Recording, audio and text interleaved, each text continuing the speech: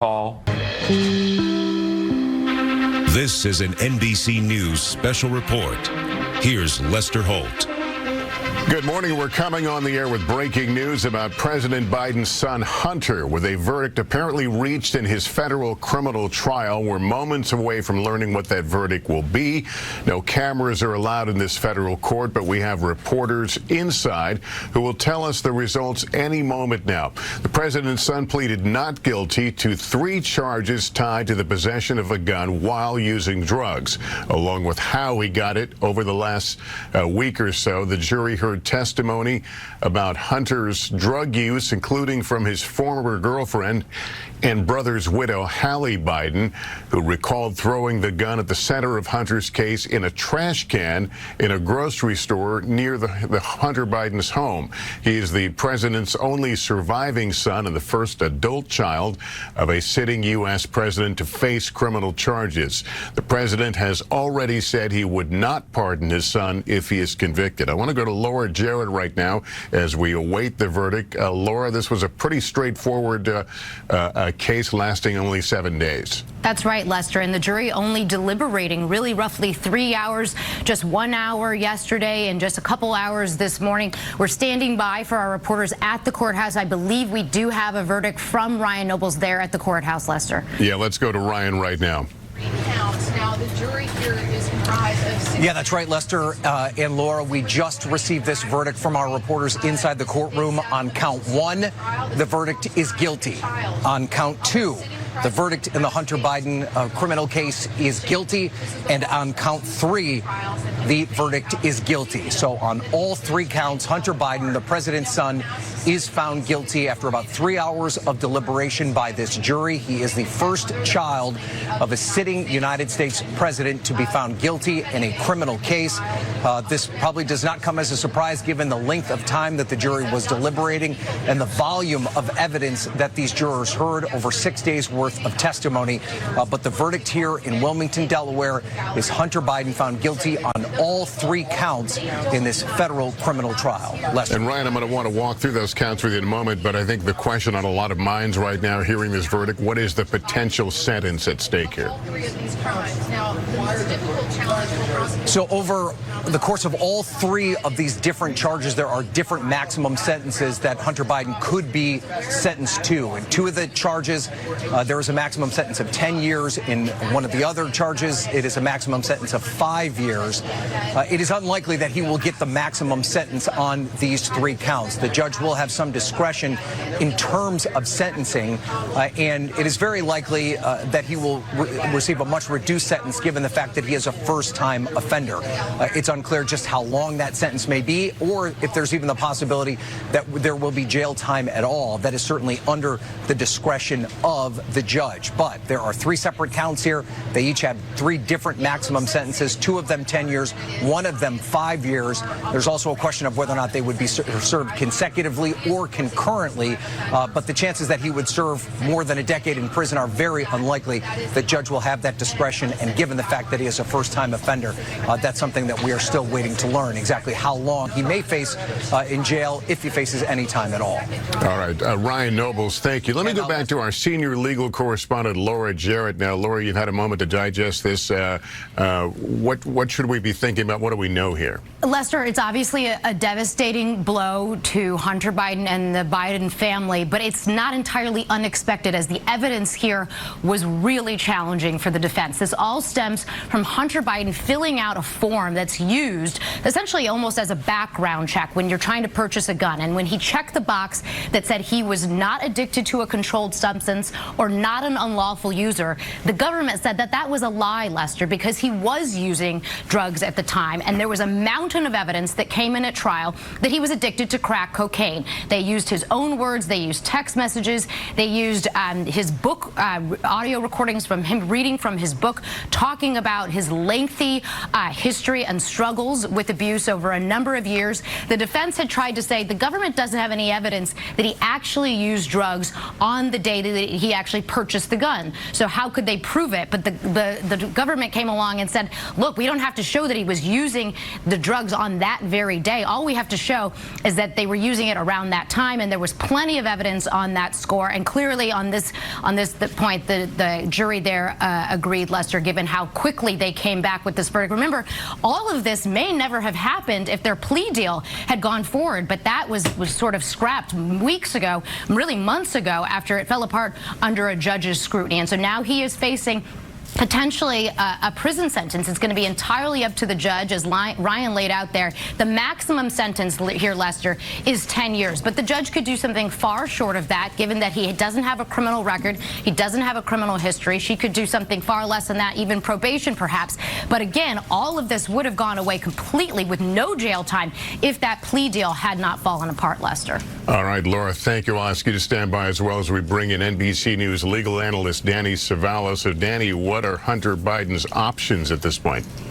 At this point, they wait for the sentencing date, which is generally 3 to 4 months out from the conviction, and he'll meet with his probation officer as they prepare the pre-sentence report and start moving towards sentencing, which is generally relatively a short period of time. It can get extended, but from there, after that sentencing date, that is when they file their notice of appeal and start beginning the appellate process, which they undoubtedly will do.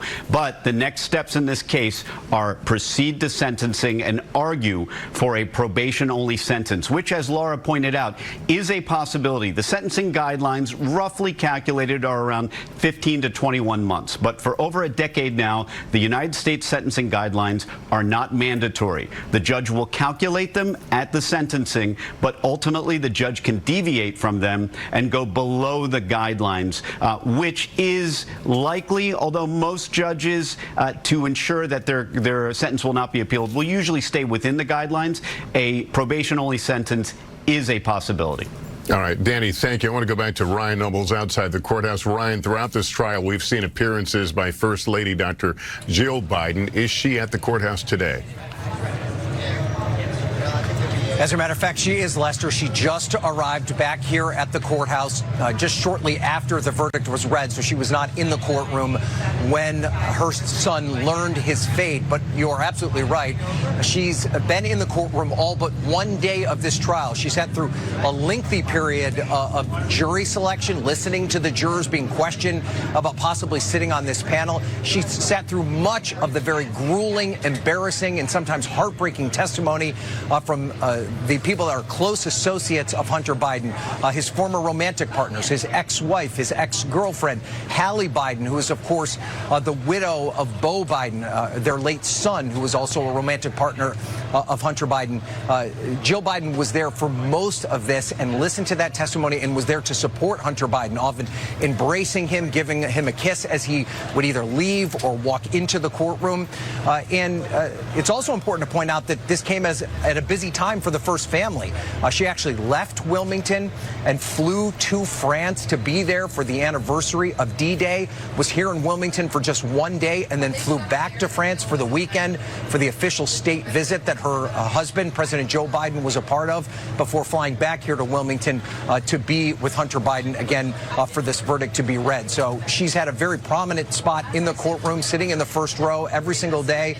She was sitting at one point with Peter Neal, who is, of course, the husband of Naomi Biden, her granddaughter, who had a very tearful and very powerful testimony as well. And it's also important to point out that that's not something the prosecution ignored. During his closing argument, Leo Wise, the federal prosecutor, part of the federal prosecution team, made note of the fact that there were a number of prominent people in the gallery supporting Hunter Biden, but also making sure the jury understood that they should not be part of their deliberations, that no one is above the law, was the point that Leo Wise made, despite the fact that Joe Biden was in that room every single day. And in addition to Jill Biden, we saw James Biden, who's, of course, the president's brother, Valerie Biden Owens, who is the president's sister. Many of them in this courtroom on a day-to-day basis, there to support Hunter Biden throughout this period of time and over the course of this trial. And one other point I want to make, Lester, as we're learning more information as it comes out of the courtroom, is at this point, the judge has not set a sentencing date. That's something that will be set at a later time. So we don't right now know the time frame by which Hunter Biden will learn his fate in terms of sentencing as it relates to this case. Lester. All right, Ryan, thanks. Let's get the view now from the White House. Senior White House correspondent Gabe Gutierrez is standing by. Gabe, do we expect to hear from the president? We understand he did not want to put his thumb on the scale during the trial, but now that there is a verdict, will he likely speak? Hi there, Lester. Well, so far, there's no immediate response from the White House or the Biden campaign just yet. But if we do hear from the president shortly, we expect it to be potentially similar to the statement that he gave at the beginning of this trial. And you remember, the president has been very reluctant to weigh in on this case, which, as you said, reluctant to tip the scales here. But at the beginning of this trial, he gave a very heartfelt statement talking about how he's also a dad and that Jill and I love our son. He also brought up that a lot of families have loved ones across the country who have overcome addiction. So it's possible we may hear some type of that sentiment from the president. Lester, it is a bit ironic. In several hours, the president, who is here in Washington, is set to give remarks at a gun safety conference here in D.C. This, of course, as his son has now been convicted of lying on a gun background check form. But as Ryan alluded to, this has been a very difficult time for the Biden family, with Dr. Jill Biden going to and from France and being in the courtroom virtually every day. The president is expected to leave to the G7 summit tomorrow in Italy. But again, we are awaiting comment right now from the White House. We don't have one just yet, Lester. All right, Gabe, thank you for that. For more on the politics of all this, let's bring in our senior Washington correspondent, Hallie Jackson. Hallie, since the day that Hunter Biden was indicted, this has been an ongoing question of, is this going to be political baggage weighing down on the president's campaign? What's the view right now?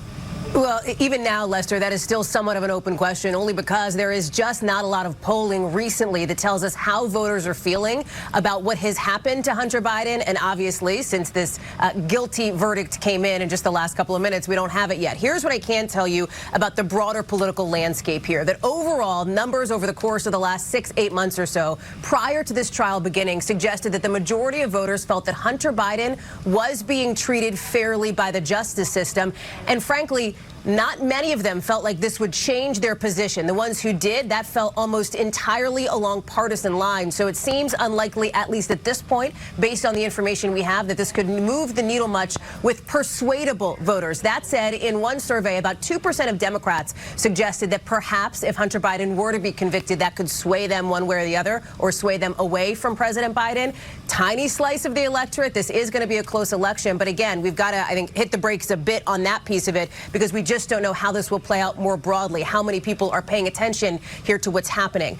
If you look at the way that this could impact the campaign from the president's perspective, you heard Gabe Gutierrez there from the White House North Lawn talk about it. This has been a searingly gut-wrenching trial in many ways for the Biden family. You think about those moments when you had Hunter Biden's daughter on the stand recounting very difficult moments with her father, Hunter Biden himself nearly in tears. Remember that the prosecution acknowledged this, calling much of the evidence that was laid out in this case personal and ugly, but calling that absolutely necessary, and describing to the jury how everything that brought Hunter Biden to this point were his choices and his alone. The jury, obviously today, with this guilty verdict, with this conviction, bought the prosecution's argument, essentially, as Hunter Biden is now convicted. Lester, keep in mind that while we don't know his sentencing date, we do know that this is not the last collision between Hunter Biden's legal issues and his father's political campaign here, because remember what happens in September. That is the date, at least for now, of Hunter Biden's next criminal trial on those felony tax charges for, as the prosecution lays out in that instance,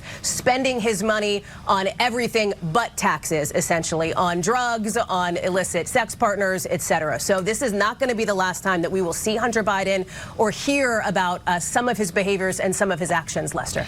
All right, Hallie, I want to pick up with that as I bring back senior legal correspondent Laura Jarrett. Laura, what about other legal exposure that Hunter Biden Biden is facing? Lester, that's always been the question, whether those tax charges are the end of the road or there's even more. Remember, if the plea deal had gone through, he would have pled guilty to some of those tax misdemeanors, and then that would have been the end of the story. But now there could be other charges that they could add on top of this, and it's just hard to know exactly how big his exposure is. We do know, though, as Hallie mentioned, he's going to go to trial in September on 9 counts, including tax evasion and essentially spending his money on all kinds of other things but his taxes, according to the government.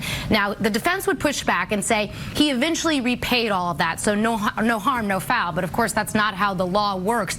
And now that we see this guilty verdict, it'd be interesting to see whether his legal advice is that he needs to plead guilty to those charges to avoid yet another conviction from a jury in that case. He obviously has the option now to plead guilty to the tax charges in September. I'm not suggesting that he will. I'm just saying that's now on the table, and it may be a consideration given how this case turned out. In some ways, the tax charge is more serious, Lester, and certainly the facts quite damning. A lot of evidence there, more text messages, more evidence, all sort of part of this long period of anguish and struggles. Again, his mental health struggles, the addiction, the abuse will be part of that as well, but there will be a lot more embarrassing evidence about all the things he was spending money on instead of his taxes, Lester. All right, thank you, Laura. For more, let's bring in NBC News legal analyst Kristen Gibbons-Fedden. How complicated a case was this against Hunter, or was it not complicated at all? I don't think it was complex at all, Lester. I think it was pretty straightforward. In this particular case, there was only 3 charges. And in those 3 charges, really the prosecution just had to show, 1, that Biden was lying to a federally licensed gun dealer, right? That was when he filled out the form. 2, that he was making a false claim on the federal firearms application, again, the same set of facts, and that he possessed an illegally obtained gun for a certain period of time in October of 2018. Again, the same conduct. So even though there were 3 charges, all of it surrounded the same episodic criminal act, which was lying on a federal form to obtain a gun. And really the prosecution just had to show, 1, that he was lying, but then 2, the addiction. And I think that's where it became a little bit difficult, because with addiction, you can't really show that someone was actively using unless you ask that person when they get on the stand. And we know that most defendants don't take the stand. And we know in this case, Hunter Biden did not take the stand. So they weren't able to ask him directly, but certainly all of the evidence that they put on, all of the family members that they put on certainly showed that beyond a reasonable doubt, obviously, as the jury stated. All right, Kristen, thanks very much. Let's go back to Ryan Nobles outside the courthouse. Obviously, we couldn't see. This is a live picture, actually, we're looking at right now. I believe I saw with Dr. Jill, the First Lady. They're getting in the vehicle right now. As we look at this, Ryan Nobles, what are we hearing from inside the courtroom? I know things have been delayed by the fact we can't have cameras in there. What are we hearing about the reaction? Yeah, first of all, Lester, you are correct. That is a live picture of Hunter Biden leaving the courthouse today. We're told by our teams that were inside witnessing the verdict being read that Hunter Biden really had no visible reaction as the verdict was read. But it's also important to point out, as you and I talked about earlier, about how much support he had in the courtroom over the course of this more than week-long trial. When the verdict was read, hardly any of his family members were inside the court. The verdict came so quickly, and many of them were not here when it was read, that many of them were not able to react to it until well after the verdict was read. In fact, our colleague Mike Memoli was entering the courtroom at around the time the verdict was read. He saw First Lady Jill Biden outside the courtroom. She actually went into a holding room after the verdict was already read, where Hunter Biden was. So she was not physically in the courtroom when the verdict was read. And then there were other members of the Biden family that were waiting at an elevator to go up into the courtroom to be there to support Hunter when they crossed paths with reporters that were tearing outside of the courthouse to relay the information confirmation that the guilty verdict had already been handed down. So it just shows just how quickly this whole process played itself out. The jury got the case yesterday afternoon at around 3:30. They deliberated for less than an hour, went home for the night, reconvened this morning a little after 9, and basically only took about 3 hours to come to the consensus that this was guilty on all 3 counts, and that meant all 12 jurors unanimously agreeing that Hunter Biden was guilty. So that's just a little bit of the flavor here in the courthouse. You know, it's not difficult to get in and out, or I should say it is a bit difficult to get in and out of the courthouse, even though it is a public courthouse. You have to go through a series of metal detectors. You have to show identification. You're not allowed to bring in any sort of electronic device. So it does take time to get into the courtroom. This whole process played out so quickly that for the most part, it was just Hunter Biden and his legal team in the courtroom when the verdict was read. Lester. Yeah, and as you're speaking, we were watching these pictures again. This is recorded just a few minutes ago of Hunter Biden, Dr. Jill Biden going out to their motorcade, and they have now left that courthouse area. Let me bring back Gabe Gutierrez is at the White House. Gabe, we know that it's been an issue as to whether the president will speak or not. What are you hearing? Yeah, that's right, Lester. We don't have any indication whether the president will speak specifically to this verdict, but President Biden is scheduled to speak early this afternoon at a summit, a gun safety summit here in Washington, Everytown for Gun Safety, Gun Sense University, where the White House is expected to tout what it has done over the last several years to combat gun violence, specifically this 2022 bipartisan legislation. And this comes on the heels, the White House says, that yesterday new crime data was released, FBI crime statistics that suggest that crime is down. Of course, this is all part of a broader push as the 2024 elections are just a few months away, where Democrats have been trying to combat a narrative that crime is rising. But again, this all comes at a very odd time, Lester. The president set to give this speech on gun safety while his son has just been convicted of lying on a background check form. But as Hallie was mentioning earlier, this comes, Lester, after just a very difficult past few months where the Biden family has been listening to these charges, and over the last several days, Dr. Joe Biden and other supporters at that trial. Now, Lester, in an interview last year, President Biden said that he believed that his son Hunter had done nothing wrong, but other than that, he has been very reluctant to weigh in on this case. And in an interview last week, saying that he would accept the results of this case no matter what they were, and also committing to ruling out a pardon for his son Hunter. But again, we do not have an immediate response just yet from the White House or the Biden campaign. We are expecting, though, to hear from the president early this afternoon at that gun safety conference, Lester. All right, Gabe, I know you'll continue to monitor whatever's happening there at the White House. Thank you. Let me bring back Danny Savalos. Danny, it was a very short deliberation. What are we reading to that? It was short in some ways, at least compared to more complex cases like white-collar type cases, tax cases. But generally speaking, juries are not out as long as the popular conception is of juries staying out for 2 or 3 days at a time. That doesn't really happen that often. And the issues in this case were simple enough for the jury to wrap their heads around. Yes, there were complexities in terms of defining what addiction is, but the jurors were given jury instructions that defined these concepts. Now, the defense had a really difficult challenge here.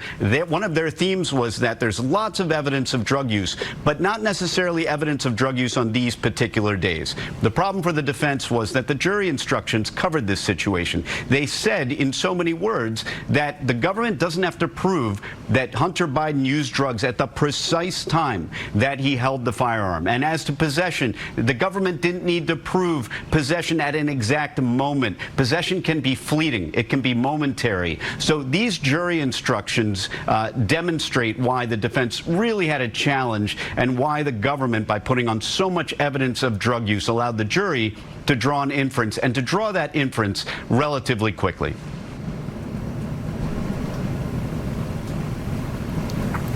All right, let's go back to Ryan Nobles and bring in NBC's Sarah Fitzpatrick. She's been covering the trial from the beginning and was inside the courtroom when the verdict was read. Sarah, what was it like in there? through wireless IP. Sarah doesn't have her earpiece in quite yet. So, Sarah, Lester just asked you what it was like inside the courtroom as the verdict was read. It was quiet. As soon as the judge walked in and the jury walked in, everyone kind of jumped to attention, and it all happened very quickly. Hunter Biden sat at the table, eyes focused on the jury. He sat with his hands folded, and the foreperson read the verdict, and it went very quickly. Guilty, guilty, guilty. And after that, he turned around and hugged the associates, the law associates that were sitting directly behind him. He hugged his attorney, Abby Lowell, as well as David Kalansky, another attorney on the case. And then after the judge asked if there was any additional business, both his attorney and the prosecutors said no, and he walked out. He walked into the aisle where he kissed his wife, Melissa, on the lips, and then slowly the kind of Biden supporters, in silence essentially, walked out into the aisle and into the hallway of the courtroom, where they then went into the defense room. I was sitting outside watching in the hallway for several minutes while Hunter Biden and his closest supporters kind of stayed in that room. He walked out, you could kind of hear the door open, and Hunter Biden walked out and said, "Ready? Okay, everybody, let's go." He walked out holding his wife's hand, and directly behind him was the First Lady with sunglasses on, looking down at the floor. Hunter ensured that the First Lady got into the elevator, and they got into the elevator. He exited with a slight smile, and that was it. And then suddenly the hallways were quiet. We saw the jury walk out through a separate hallway secured by the U.S. Marshals. One at a time, they kind of passed through our vision, all looking directly at the press that was left behind. And then that was it. Clerks started closing doors and kind of preparing files to be carried out, and that was all. I saw some supporters kind of in the hallways supporters of the Biden family that had been there for the entire trial. They, had tears in their eyes, some of them arms folded, just a feeling of kind of, I don't know how to describe it. There's just silence was all we heard primarily. Well, a very vivid account. I understand you can hear us now. I'll ask both of you, Ryan, we're hearing what sounds like protests in the background. Has there been a lot of public reaction to this? Yeah, Lester, I wouldn't make too much about this small smattering of protesters that are out here today. That gentleman you can see in the yellow reflective vest has been out here almost every morning, basically taunting those of us in the press for our coverage, and also taunting the Biden family as they come in and out every day, kind of just repeating Republican talking points, really, as it relates to the Biden family in general and Hunter Biden specifically. But we have not seen the same kind of demonstrations that we've seen around similar court cases involving the former president, either for or against. There are a bevy of supporters here, encouraging Hunter Biden as he comes in every day. And at the same time, there is not a large group of people out here also protesting it. It's basically the same 2 or 3 protesters who have been here every day, kind of yelling out the same similar message. But there doesn't appear to be an overwhelming groundswell of anger or support on either side of this case. All right. Sarah, do we expect to hear from the special counsel? Are there any press conferences that have been scheduled that you're aware of? So I was with both prosecutors as they walked out of the courtroom. They said that they had no comment and that we would hear shortly if they planned to do a press conference. It seemed like that decision had not yet been made. I think if we do have a press conference, we should expect that it will be very short, because the parties have indicated, the defense has indicated that they plan to appeal this case. And so I think any comments will be relatively short, relatively straightforward. The special counsel's office has maintained a very strict, they have tried to purely keep this case in the courtroom. And so I think we will hear them thank the jury, but that will be about it. And Lester, just to add, our team's telling us that they have rolled a podium out here outside the courthouse, which the expectation would be that we'd get some sort of statement from the special counsel. But no one's formally notified us that is going to happen or what time that will happen. But that is one thing to keep in mind. And Lester, we are also getting response for some Republicans who have obviously been insistent that Hunter Biden be prosecuted for a wide range of what they believe to be crimes. But in this case specifically, James Comer, who's the chair of the House Oversight Committee, he's one of the lead investigators in the impeachment inquiry. And we should point out that the impeachment inquiry is actually into the president. It is largely fizzled out. They've not been able to find any direct evidence between Hunter Biden's activities that would relate directly to the president itself. But they've also offered up criminal referrals on behalf of Hunter Biden and James Biden to the Department of Justice for crimes that they believe should be investigated. And James Comer's just put out the statement saying that Hunter Biden's sweetheart deal was smoked out after scrutiny by a federal judge. Today's verdict is a step towards accountability. But until the Department of Justice investigates everyone involved in the Biden's corrupt influence peddling, this is obviously James Comer's words, not mine, that generated over $18 million in foreign payments to the Biden family, it will be clear department officials will continue to cover for Joe Biden.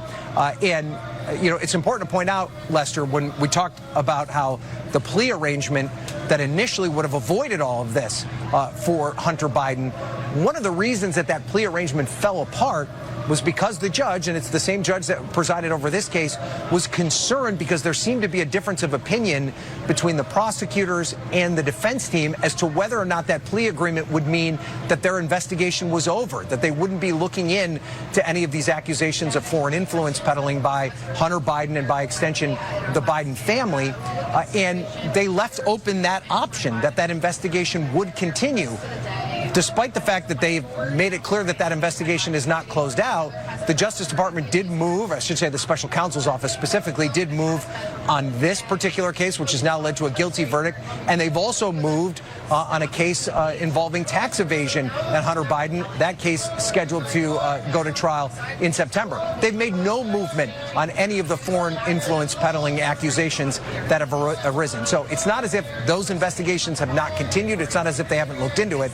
They just have not at least gotten to the point quite yet where they believe there's enough evidence to move toward an indictment. All right, Ryan, thanks. Let's go back to our senior legal correspondent, Laura Jarrett. Laura, obviously these are important and serious charges, but would they typically, do we know if they would be typically form a case that goes to trial absent any other crimes? No, Lester, and that's what's made this case curious for so long as it has gone on, is that the actual filling out the form, which is the false statement that he was charged with, is almost never charged. In fact, former federal prosecutors that I've talked to said in their entire career they've never seen a case on this alone go to trial. It might be looped in with some other charges. If you think about large scale gun and drug cases, it might be one of a mountain of other charges, but you've never ever see this just as a standalone charge. And I think it's what led to a lot of questions about the special counsel's decision to do this case. It's one of the things you've heard the defense talk about a lot, is what changed. Why did this case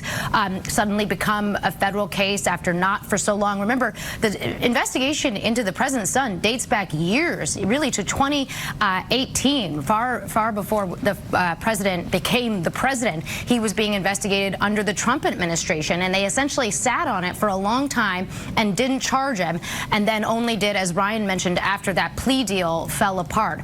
And so obviously the special counsel, David Weiss, has come under scrutiny from Republicans who think he hasn't done enough to be tough on Hunter. He's come under scrutiny from liberals and progressives who think he's gone after Hunter for something that no one else would have been charged with. And so he's come under a fair amount of scrutiny and criticism. And I should mention the Attorney General, Merrick Garland, has pushed back in an op-ed today very strongly, Lester, against those who have attacked the department and have attacked the career prosecutors at that department, saying that the conspiracy theories and all the falsehoods are absurd and that they're putting the Justice Department staff at risk. It'll be interesting to see what the special counsel, David Weiss, says about this, I assume, when he gives that press conference in the coming minutes, Lester. And just to turn it on its head, the idea of what some have called the sweetheart deal, the plea deal, was that in itself rare, given how it was laid out? No, those happen all the time, all across America. People are pleading guilty and having plea deals. What was noteworthy about it is the fact that there was not apparently a meeting of the minds between the prosecution and the defense. And as Ryan explained, it was only under questioning by the judge who said, wait a minute, do you understand exactly what this is covering and what it doesn't cover? That it was clear that Hunter thought he was going to essentially have full immunity and full protection from anything down the line line. And the special counsel's office did not think that that was the case. And that was sort of an odd moment that they weren't on the same page about all of that. Now, it doesn't mean that the special counsel is going to come along and file charges, more serious charges that some members of the GOP have been calling for, some of those foreign influence charges. It doesn't mean that they're ever going to file them, but they weren't willing to rule it out, Lester. All right, Laura Jarrett, thank you. That concludes this NBC News special report. We'll have much more ahead on our streaming network, NBC News Now, online at NBCnews.com, and a full wrap-up tonight on NBC Nightly News. I'm Lester Holt in New York. Good day, everyone, and thank you for watching.